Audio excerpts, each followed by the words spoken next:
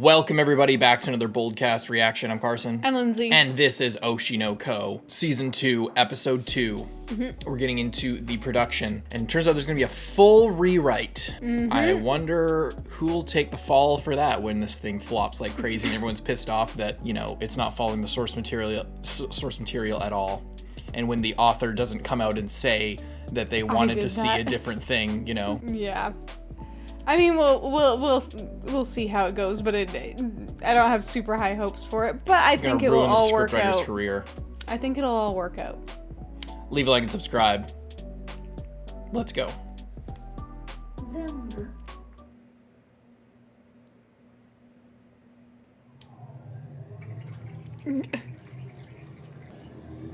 Way back in time?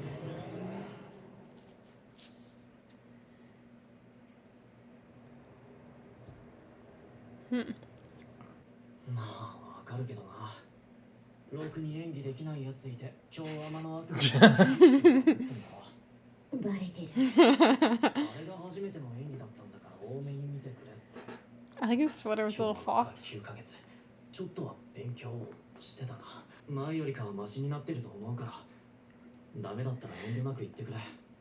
You're no good. You suck! Kenma.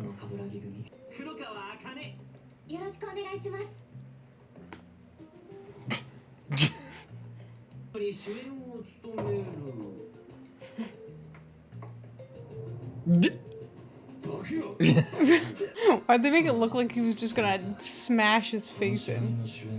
He was like super decorated. What's my character called? Is Aqua like staring him down? What the hell?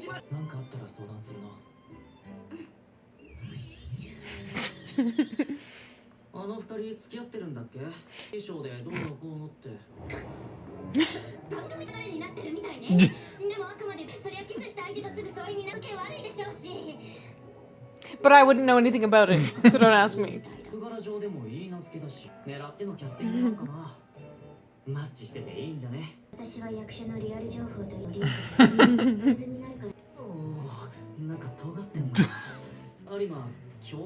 Keep hating Kana.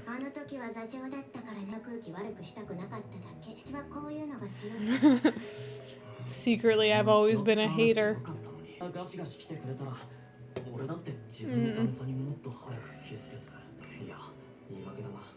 Well, it wouldn't have mattered if she said anything or not back in the day, because it was literally your first time doing it.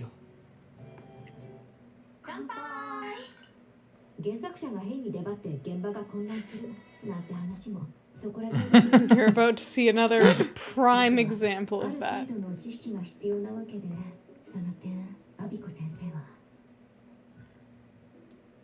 Is what? Is what? A perfectionist?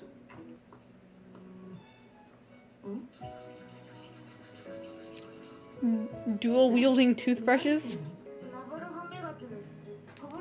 No, that's not how that works.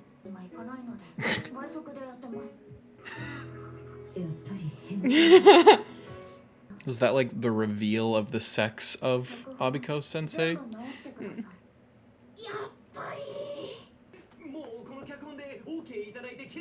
Oh boy, this guy knows his entire career is flashing before his eyes. It's over.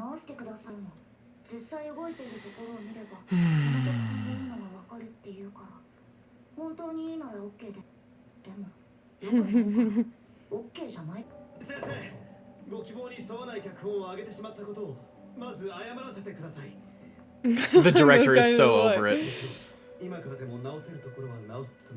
There's no fixing it. It's different fundamentally.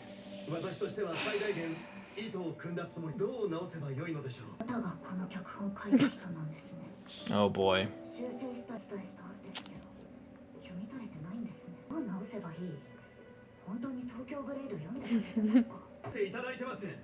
Yeah, the director does not give a fuck.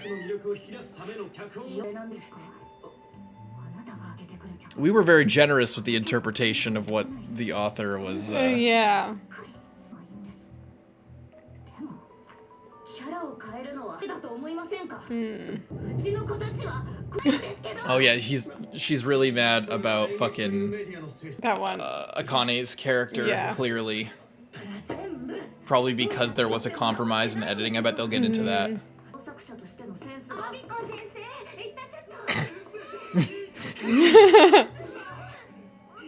And the producer's just trying to like calm him down, like, oh, don't worry about it, we'll figure it out.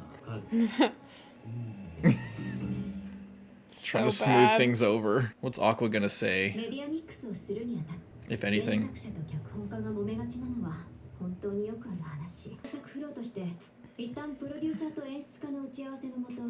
第一項が作られる。参考とリライティングされ、ほぼ完成形に近い段階で原作者の確認が行われる。先生は上がった脚本に不満があったのだろう。で、修正指示を書いて送りつけたに違いない。 Oh my god. The whole message and the seriousness gets lost. アビコ先生はロジックに頼らないセンス型なので、その意図は取れない可能性がある。 ここが見せ場なのに全然エモくない。全然直って天井ベラベラ喋ってかまってちゃん集団になってる。アビコ先生は漫画のことになると突然多弁になる整理して文章化するの大変だよ。その文章そのまま伝えられない。 Yikes. どうにか言葉を見るようにしなくちゃ。 Yeah, exactly. It's a different medium fundamentally, so I don't think the author's going to be happy with anything that happens at the end of the day. It's just too different of a medium with completely different circumstances.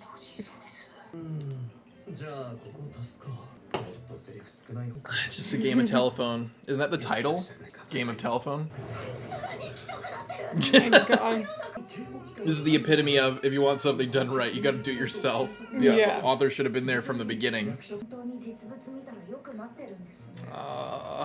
People just trying to smooth it over and make their job easier. Somewhere in the world.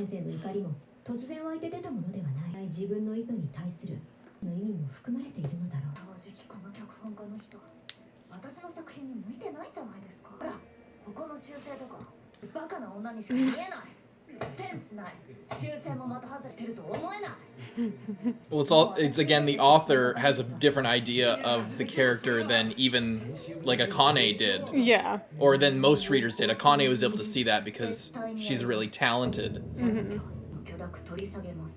But that image didn't come through in the original work because of editing. Yeah.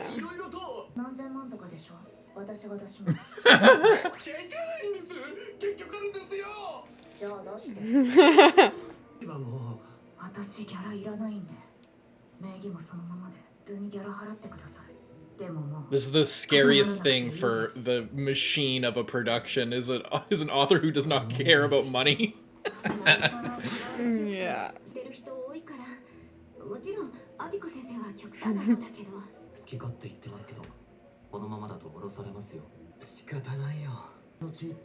君たちが思っているよりずっと低いんだ。なんか言ったら簡単に首をすげ替えられる。都内はね、よくあることなんだ。作ろうと真面目にやっても原作者の趣味と少し違えば憎まれ嫌われ、つまらなかったらファンから戦犯のように晒し上げ、全部原作の手柄。趣味をねじ込まれてには出城を増やせと圧をかけ、それでも作品として成立するように作らなくちゃいけない。ライティングってのは This is how like any movie or anything just completely falls apart and never makes it to release. Is this thing right here. For better or for worse.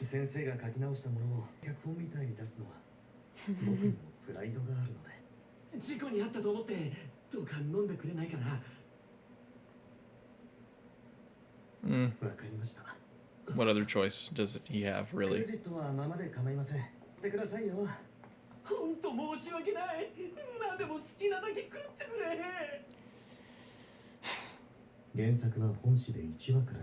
think you need to have a full sit down with the author for like multiple weeks to figure this out. But that goes against like the whole work culture, I think.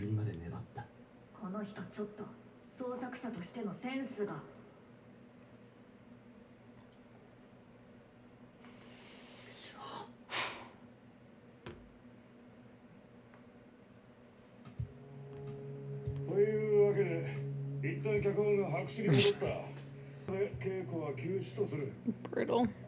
And all these people are just on the payroll with nothing going on. Mm-hmm.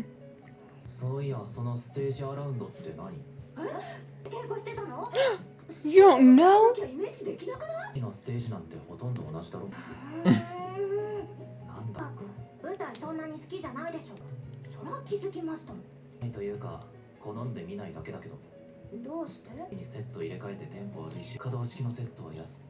Well, you're gonna like this, where we have giant screens everywhere.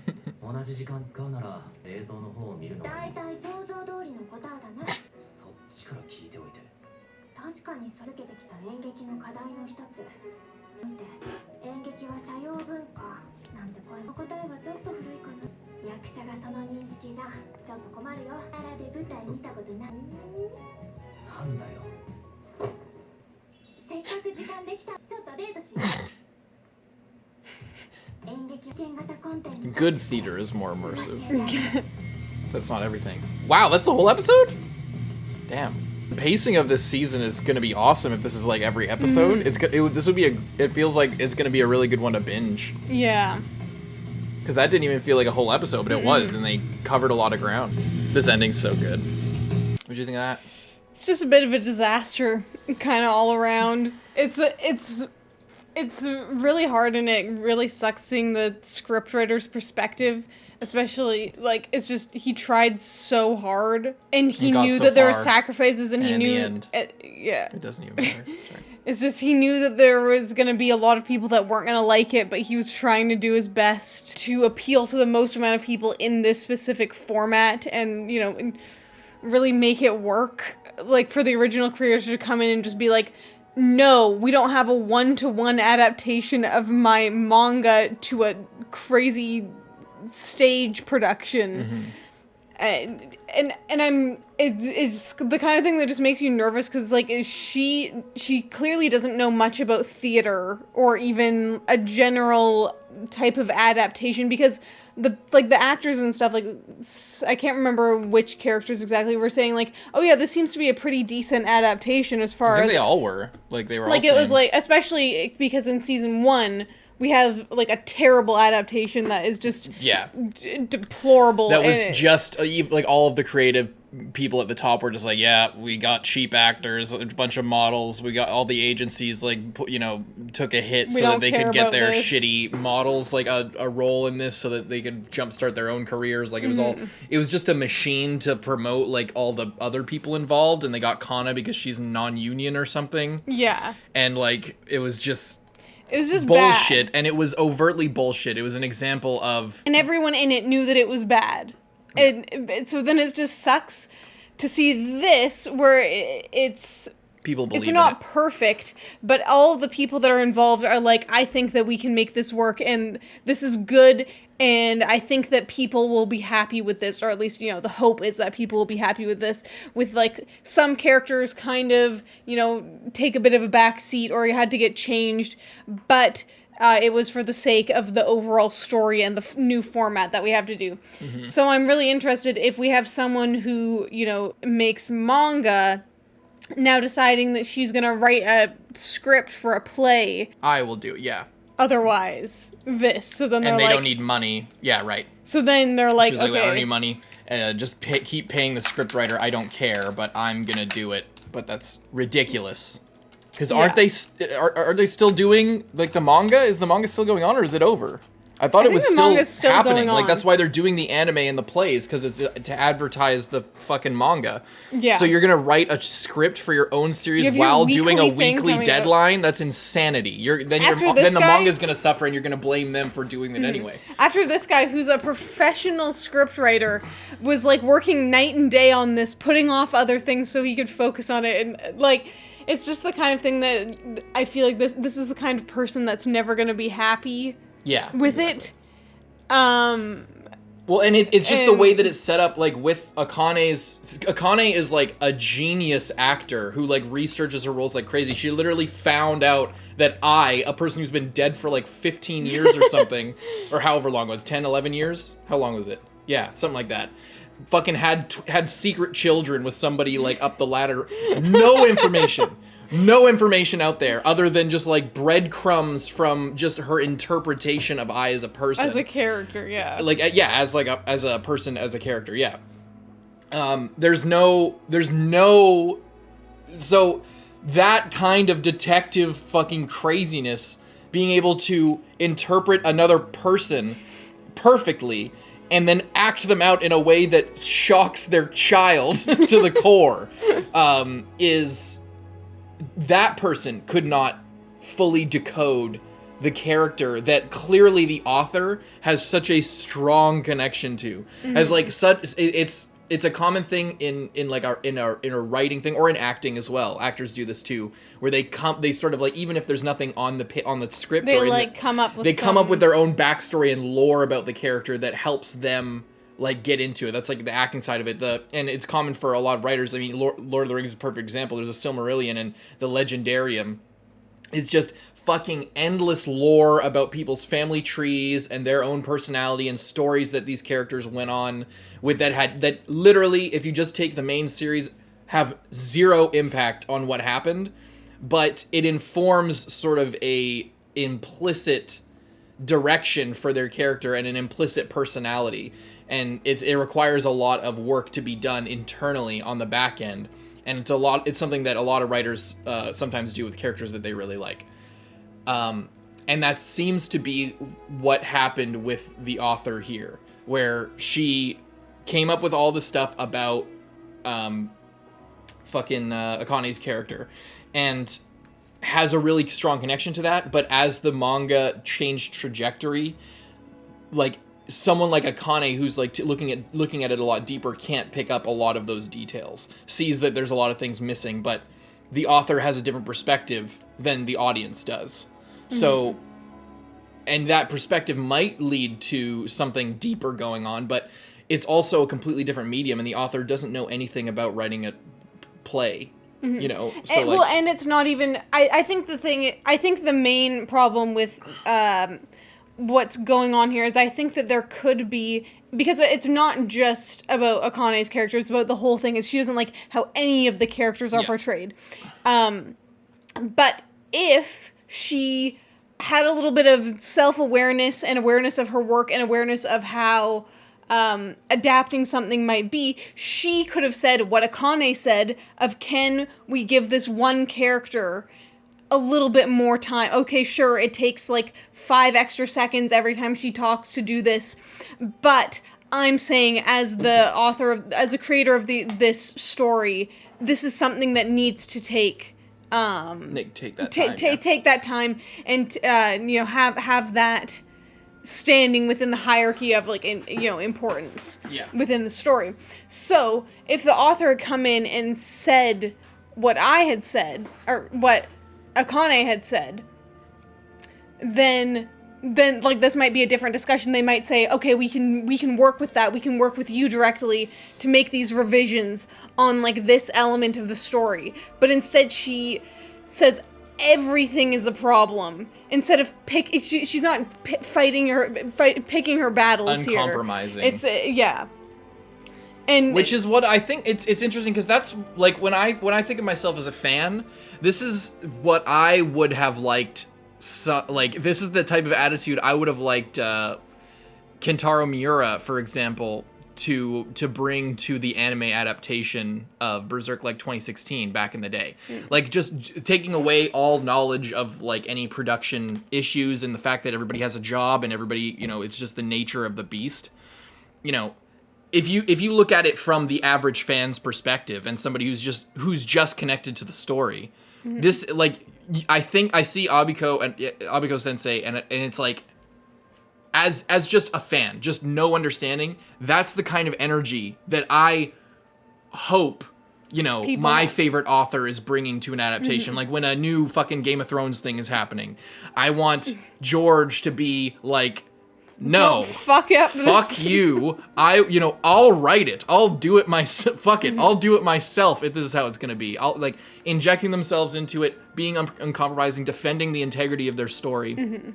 But, so what I'm saying is I like that the show is showing like a kind of a nuanced side of it. Like you'd expect the author to be like the unsung hero and like, oh, the quiet, demure, reclusive author who's like a secret genius is trying to bring to life this magic that's in them, and everybody else is like just kind of tamping it down all the time. But seeing the story from the other side of it is it's such an interesting conflict, because this type of energy, this type of dedication to your story is exactly what fans would want from their author in this type of situation. They want the author to be as interested in the integrity of their story as all of the diehard fans are. But if you see it from the other side of it, it's also like, it's not so black and white. Yeah, it's not always productive. Exactly. It's like you want that kind of energy, but you need to have the awareness, or like even someone else there, instead of like having, okay, there's like these 50 guys in the middle playing telephone and it just gets fucked up along the way. It's like people sit down and instead of just like, this is terrible, redo it. It's like, okay, well, like what's like the number one thing, and we can go from there. And like, just it seems like it. And I don't know fully, but it seems like there was just, with the revisions, made it even worse for her. Yeah. Then it felt like she wasn't being listened to, so then it's like an all or nothing. Whereas if the revisions had been made at least in the right direction the first time, then she might have said, okay, I think we're going somewhere with this, and we can now revise it again. And the show is illustrating, like, the fact that they go into that like, there's so many people, the intermediaries, and it's just a huge machine that's not just making money for the actors, the writers, the production staff. It's like there's also managers and, representatives from this agency or this publishing, people. Like, there's so many different people who are relying on this that, like, it swells to the point where that becomes not productive. So it's not productive to be so dedicated to your internal logic of the story and your feeling about it because you're the creator. At a certain point, that becomes unproductive, but it also becomes unproductive on the other side to, like, swell this thing up to the point where, does it help to have this many? Like, it does, because the people in the intermediary, they aren't just working on just this project. They're working on, like, they have other clients in the publishing house, and they have other other people under them. Like, it's a whole pyramid scheme that's going on multiple levels. So it is necessary, but that's sort of the trade-off to all of this. In order to make all this happen, there needs to be all these people, and it's a collaborative medium of theater. So it just sucks, and that's so it I like that they're showing both sides, and the perspective is interesting, not just about, like, the suffering artist. It's about, how the effect that all of this can have, the sort of interplay between the emotional side and the artistic side and the production machine that's going on here. It's kind of what a lot of the show has been about, but this side of it, and diving this deep into this many, it's going to be a whole arc here. It's very interesting. It's cool. It's very cool, and it's just sucks because there's not a clear answer. There's not a clear answer. Yeah. Because at the end of the day, it's a different medium. So, like you said, I don't think that Abiko is going to be happy with pretty much anything. I think even if they write it, if they write the script and it's just not good for a theater script, like, it just doesn't take into account all of the sort of concessions that you have to make in a theater production, like what Aqua was talking about at the end. I think that them including the Akane and Aqua talking about theater and, like, how fucking dumb theater is in some cases. Yeah. In terms of, like, a modern audience and, like, modern expectations, and the like, how it's kind of in decline, but it's also, it being innovated in a lot of ways.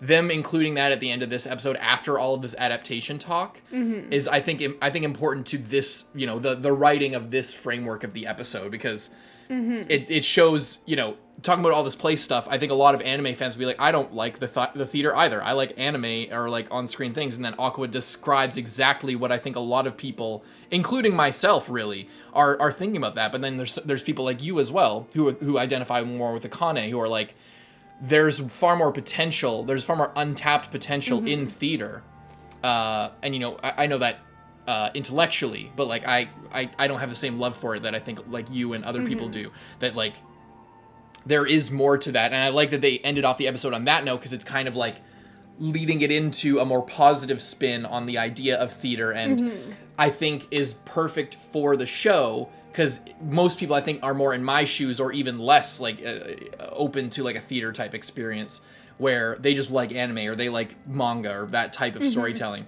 So for Aqua to be sort of the anchor of that and sort of the insert of that ideal, and then the next episode or like going forward is going to kind of rope us in and maybe get the audience interested in theater from that kind of perspective. So I like that. And then maybe after experiencing it and seeing it and having the next episode be explaining about theater, about like what it can do, what it does differently, what it does well, then we'll go back to this with maybe a slightly new perspective, and the normal anime viewer of Oshi Ko can go along with that and maybe be more informed or interested about that, which is what the show, to me and to us, is about. It's about being more informed and more interested in those types of conversations. Yeah. That's what makes the show so good. I think it's also going to be interesting because obviously in the first episode we had, like, them kind of having, like, this moment of everything clicking and then everyone's acting so good.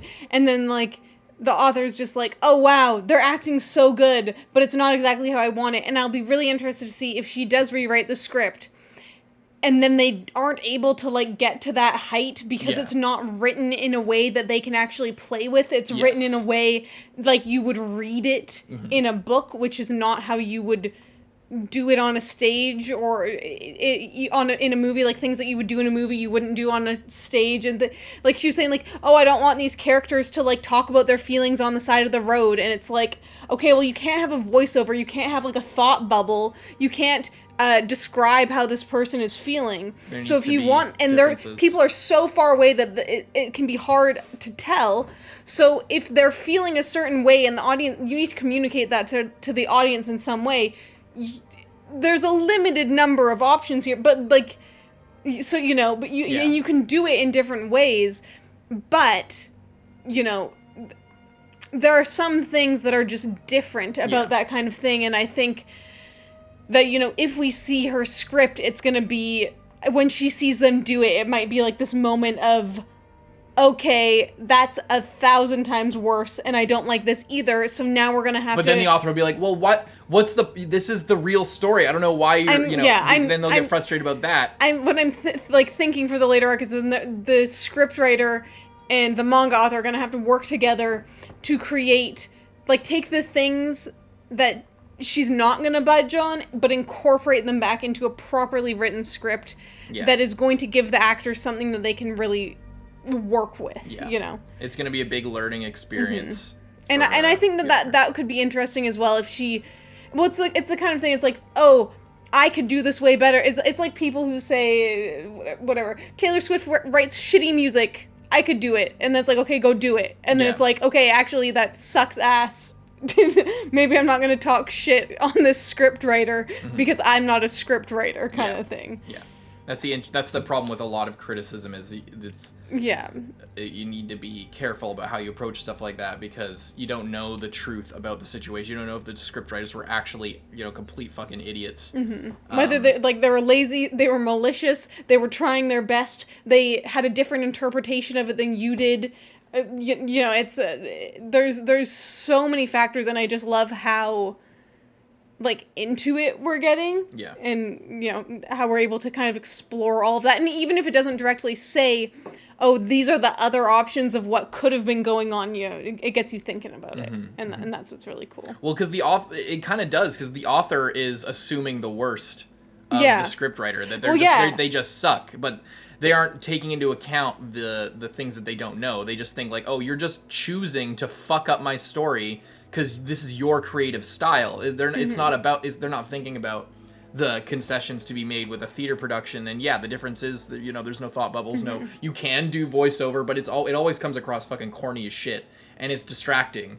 And it doesn't help the overall flow of the story. You know, it's also blocking on a stage is completely different than like panel ordering and panel layout on a manga page. You know, you could do a lot of creative things with that you can't do in real life. How are you gonna, if you have a big fucking spread where like there's maybe 5 or 6 manga panels behind the background, and then the character like comes out of one of the panels and slashes down with their sword across the whole page, and it like completely changes the whole flow and layout of the scene.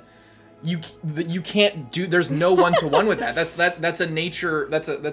And things like that kind of a spread or like a layout thing. That's a huge consideration for manga authors, and that kind of consideration informs the way that a story is written. Those types of decisions that you can make, just like on a theater, like how Aqua was talking about at the end.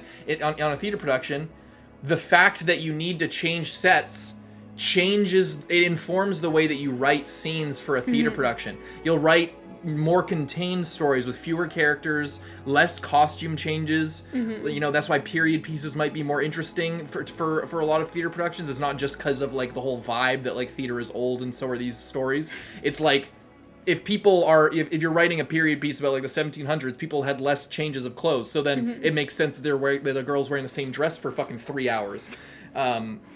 Shit like that. That's the kind of thing that I don't think the author is thinking about, and I think it's going to be really interesting, I think, for a lot of people who haven't learned about all, because like we studied this type of thing.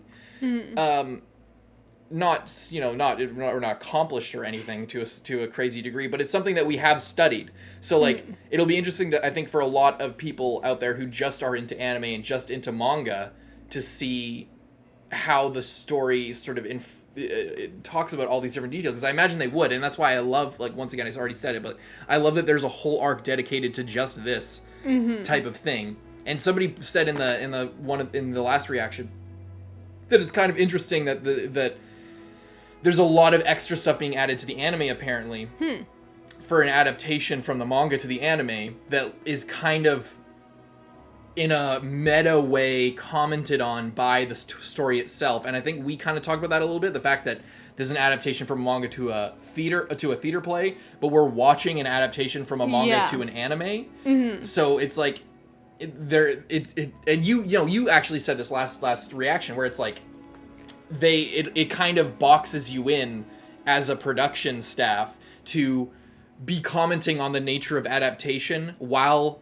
literally adapting that. Yeah. Because then if the story talks about a bunch of fucky bullshit that adaptation people do and production staff do when they adapt things wrong, then you're not going to be wanting to do that. Yeah, if you do that, then you're literally just, it's a self-report. So like it's such an interesting topic for an anime to get into, and I love that it's all about this whole arc is about that, right? It's not like one or two episodes about a TV show and stuff, and it's building off characters we've already established, so we don't have to get into all of that so much.